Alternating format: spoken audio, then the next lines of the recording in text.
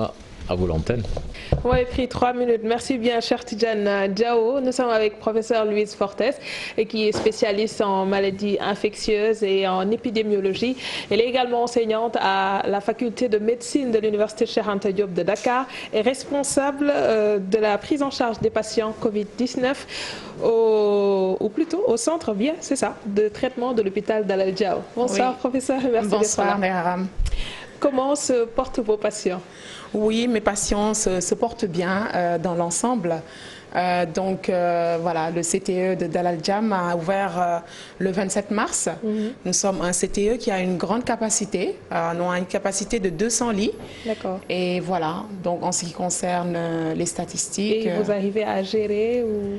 Oui, on arrive. Vous êtes débordé par rapport au nombre de cas que nous avons aujourd'hui? Oui, par rapport au nombre de cas, c'est vrai qu'on a eu à être débordé à peu près il y a un mois de cela, quand le nombre de cas a augmenté. La capacité de notre centre de traitement est passée de 100 lits à 200 lits en moins de 10 jours. Oui. Donc nous avions été quand même clairement débordés.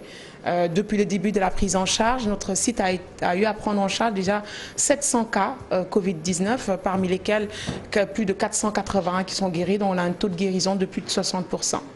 Et on a vu que la prise en charge dernièrement, en tout cas pour ce qui est dit par les autorités, c'est qu'on privilégie maintenant la prise en charge extra-hospitalière pour les cas asymptomatiques.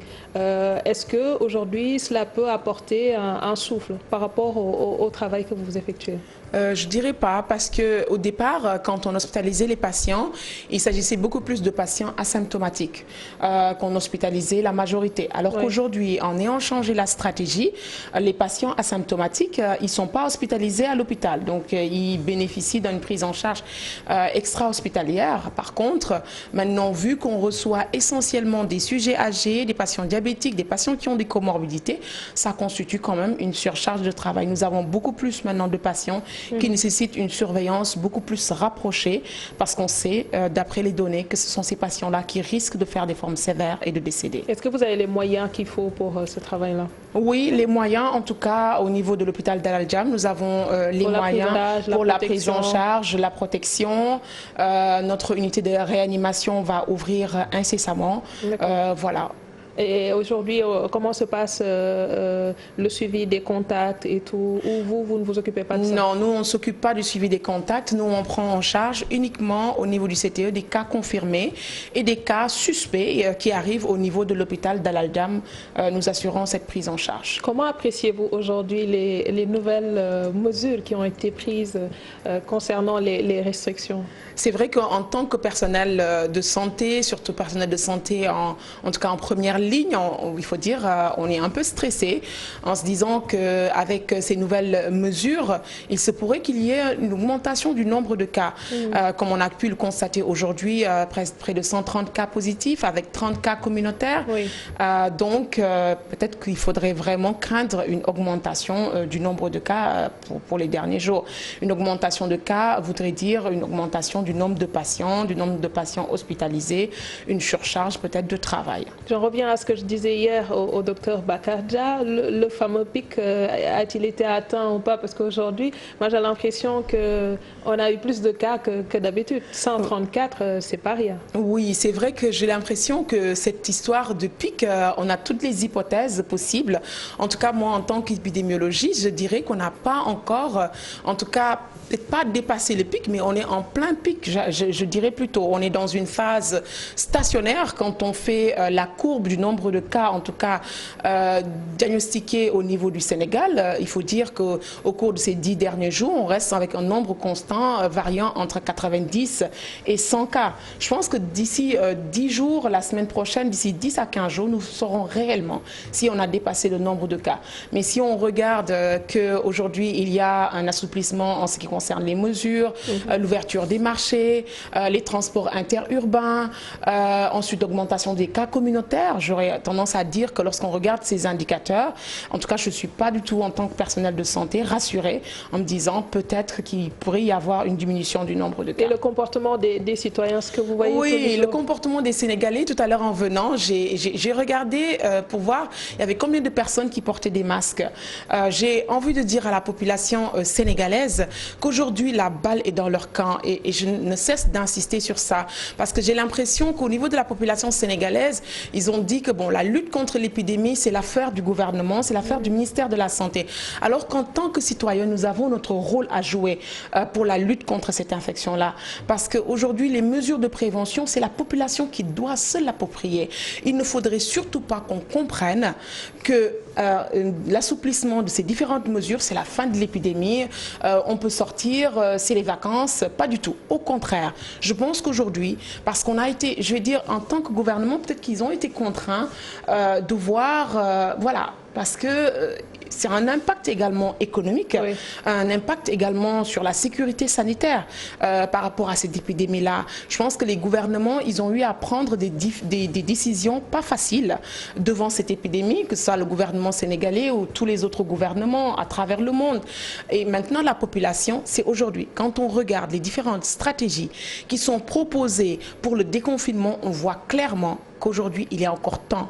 Et aujourd'hui, il faut intensifier les mesures de prévention. Avez-vous l'impression que les professionnels de la santé ont été consultés avant de prendre ces décisions-là? Oui, je pense que le ministère de la Santé, ils ont des conseillers, hein, franchement, ils ont des conseillers à tous les niveaux pour pouvoir prendre les bonnes décisions, en tout cas les décisions les plus éclairées pour pouvoir prendre... En tout cas, par rapport à ce déconfinement, si on peut parler de déconfinement, voilà, en tout cas, l'assouplissement des différentes mesures. Qu'est-ce qui se dessine à l'horizon? Ce qui se dessine à l'horizon, à mon avis, tout dépendra des mesures de prévention que la population va adopter. Parce qu'aujourd'hui, en ce qui concerne les transports, oui, j'ai vu les déclarations du ministre des Transports. Aujourd'hui, les transports interurbains vont commencer. Ce qui a été décidé, c'est que non seulement il faudra faire répertorier les différents passagers, il faudra désinfecter les voitures, oui, il faudra compléter, il faudra contrôler la température, il y aura un système, en tout cas une équipe médicale au niveau des différentes, en tout cas au niveau des gares. Voilà. Est-ce que tout cela, on a mis tout ce qu'il fallait en place pour pouvoir vraiment mettre en place toutes ces mesures-là. Parce que si ces mesures ne sont pas respectées, je crains qu'il y ait une augmentation, en tout cas, du nombre de cas. Dakar, considéré comme l'épicentre de la maladie, quelle devrait être aujourd'hui la stratégie au niveau de cette région? Oui, je pense qu'au niveau de cette région, il est vrai qu'aujourd'hui, des stratégies sont définies au niveau national. Mais je pense que ces stratégies-là doivent être adoptées, doivent être adaptées, je dirais plutôt, en fonction des différentes localités, en fonction des différents districts sanitaires, en fonction des différents quartiers. Les collectivités locales, les mairies doivent pouvoir proposer des stratégies innovantes, mais également des stratégies qui sont adaptées à leur population pour vraiment répondre à cette épidémie-là. On a également entendu ces derniers jours l'OMS qui est revenu sur sa déclaration après une étude qui avait été effectuée par le Lancet sur l'hydroxychloroquine. Aujourd'hui, on a envie de vous dire, est-ce que quand cette sortie avait été effectuée, le Sénégal avait pris pour option de surseoir à ce traitement en attendant qu'on puisse revenir là-dessus, ou ça n'a pas été le cas? C'est vrai qu'aujourd'hui, on a pu voir la semaine dernière beaucoup de polémiques par rapport à l'étude qui a été publiée dans le Lancet, en tout cas qui revenait sur le fait que l'hydroxychloroquine ne serait pas efficace, mais également que l'hydroxychloroquine pouvait entraîner des effets secondaires graves. Je pense qu'au niveau du Sénégal, le Sénégal a adopté le protocole de prise en charge avec l'utilisation de l'hydroxychloroquine. Et dans cette prise en charge, on évalue également. Je pense qu'on évalue en ce qui concerne la pharmacovigilance, en ce qui concerne les effets secondaires, mais également l'efficacité. Je pense qu'au niveau du Sénégal, même s'il y a eu cette polémique autour de l'utilisation de cette molécule-là, il n'était pas question à notre niveau, en tout cas, d'arrêter ce traitement. Il est toujours efficace. En tout cas, pour ce qui concerne le Sénégal, les patients, ils sont mis sous ce traitement-là jusqu'à l'heure, jusqu'au jour d'aujourd'hui. Que faudrait-il aujourd'hui faire dans la stratégie qui a été déployée au niveau national? Est-ce qu'il faudrait changer l'approche ou vous maintenez le dispositif qui avait été mis en place en attendant de voir quels sont les cas ou les possibilités qui vont se dessiner à l'avenir? Oui, je pense que déjà par rapport aujourd'hui, par rapport à la prévention, on est tous d'accord. Donc il faudra maintenir les mêmes mesures, il faudra les intensifier. Donc c'est vraiment le lavage des mains, le port de masque dans les lieux publics. Il faudra également insister sur le confinement des personnes âgées. Parce qu'aujourd'hui, si on assiste à des personnes âgées... Dans les maisons. Dans les maisons. Parce que si on... comment dire, le pire scénario qu'on pourrait imaginer, c'est une augmentation du nombre de cas. L'augmentation du nombre de cas va aller de pair avec une augmentation des cas sévères. Donc l'augmentation des cas sévères, et on sait que ces cas sévères vont survenir le plus souvent chez les sujets âgés. Je pense qu'également en termes de stratégie, il faudrait réfléchir sur la possibilité, si le nombre de cas augmentait, sur la possibilité de prendre en charge des cas positifs qui vont rester à domicile. Parce qu'il pourrait y avoir un moment où on ne pourra plus assurer cette prise en charge. Voilà, les structures sanitaires, ils sont déjà saturées. Donc on a adopté la prise en charge extra-hospitalière déjà en dehors des structures sanitaires. Mais si le nombre de cas augmentait, peut-être qu'il faudra réfléchir rapidement comment se fera la prise en charge des patients, des cas positifs à domicile et se concentrer beaucoup plus sur les cas sévères qui risquent de décéder. Et le dépistage massif dans tout cela, parce qu'à vous entendre, si les cas augmentent, ça veut dire que c'est une possibilité qui est là et on n'a rien de palpable. Est-ce qu'il n'est pas possible aujourd'hui, en tout cas des informations que vous disposez, puissent nous dire aujourd'hui est-ce qu'il est en mesure de pouvoir effectuer ce dépistage-là qui est préconisé par plusieurs spécialistes? Oui, c'est vrai que quand on regarde les différentes stratégies qui sont proposées en termes de déconfinement, on voit le dépistage. Le dépistage fait partie clairement des stratégies à mettre en place. Donc un dépistage, ce dépistage-là, il faudra qu'on puisse définir ce dépistage, un dépistage ciblé. Ce dépistage des tests de diagnostic rapide, il est vrai que jusqu'à présent, on n'a pas commencé à l'utiliser au niveau du Sénégal.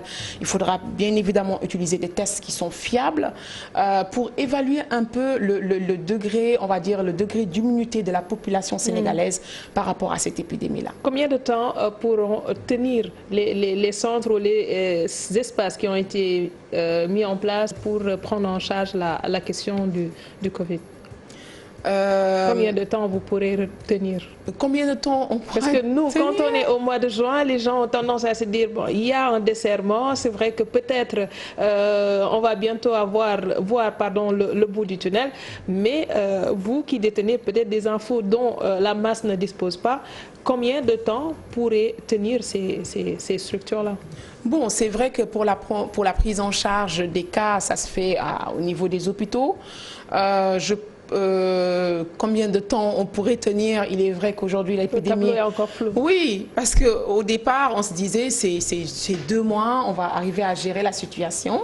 Il est vrai que la fatigue commence à se faire sentir, comme on dit en médecine, oui. le burn-out. Il est là, surtout que si les cas augmentaient, on serait confronté à la prise en charge, comme je disais, des cas sévères. D'accord. Et que faudrait-il faire aujourd'hui pour, disons, renforcer le dispositif qui est mis en place pour la prise en charge? On a quelque chose qui est là, c'est clair, mais avoir les pronostics ou en tout cas les prévisions qui sont effectuées, on a envie de se dire qu'il y aura certainement beaucoup de choses ou beaucoup de patients qui auront besoin d'être pris en charge. Que faudrait-il faire aujourd'hui pour les structures sanitaires pour qu'elles puissent être en mesure de pouvoir prendre en charge tous ces cas-là? Oui, je pense que pour les structures sanitaires, il faudra qu'on capacite, en tout cas, améliorer le plateau technique des structures sanitaires pour pouvoir prendre en charge des cas sévères. Il est vrai qu'il y a la réanimation d'une part, mais par rapport à la réanimation, il faut dire qu'il y a plusieurs structures qui commencent à avoir en tout cas des mesures, des structures de réanimation, mais oui. Je pense qu'il faudra également qu'on concentre nos efforts sur la prise en charge des cas sévères. La prise en charge des cas sévères, c'est d'avoir au moins la possibilité d'oxygéner les patients, d'assurer une surveillance régulière de ces cas sévères pour éviter qu'ils n'évoluent vers des cas qui vont nécessiter une réanimation, parce qu'on sait qu'en termes de réanimation, on a un nombre quand même assez limité de structures pouvant prendre en charge ces de patients qui auront besoin de réanimation. Et où est-ce qu'on en est pour les recherches? Parce que vous êtes enseignante. Tout à fait. Vous êtes à l'université Cheikh Anta Diop de Dakar. Est-ce qu'il y a des initiatives venant de vos étudiants au niveau de la faculté de médecine pour peut-être qu'on puisse découvrir, qui sait, le remède au niveau du Sénégal? Oui, je pense qu'aujourd'hui, au niveau les chercheurs sénégalais, c'est vraiment pas pour nous lancer en tout cas des fleurs, mais on sait qu'au niveau du Sénégal, les chercheurs, en tout cas, ils s'activent. Il y a des protocoles de recherche qui sont actuellement en cours, notamment pour le suivi des patients, notamment le suivi des patients guéris, parce qu'il y a beaucoup de questions qui restent sans réponse sur l'immunisation, sur la possibilité de réinfection, la possibilité de recontamination, sur également les molécules, sur tous les désordres sur le plan immunologique. Oui. Et ces études-là, ils sont en cours actuellement au niveau du Sénégal. Dans les différents hôpitaux, il y a des comités qui sont en train de réfléchir sur des protocoles de recherche. Bien évidemment, un protocole de recherche qui doit être déposé au niveau du comité éthique et obtenir d'abord l'autorisation du gouvernement sénégalais avant de mener ces études. Merci beaucoup, professeur Louise Fortes, infectiologue et épidémiologiste. Elle est également la responsable de la prise en charge des patients Covid-19 au centre de traitement de l'hôpital d'Al Djam. Merci également à vous de nous avoir suivis. Un peu plus tard, retrouvez Papa Abdoulaye Der et son équipe dans Dakar Lobby. Nous, on se donne rendez-vous lundi, Inch'Allah.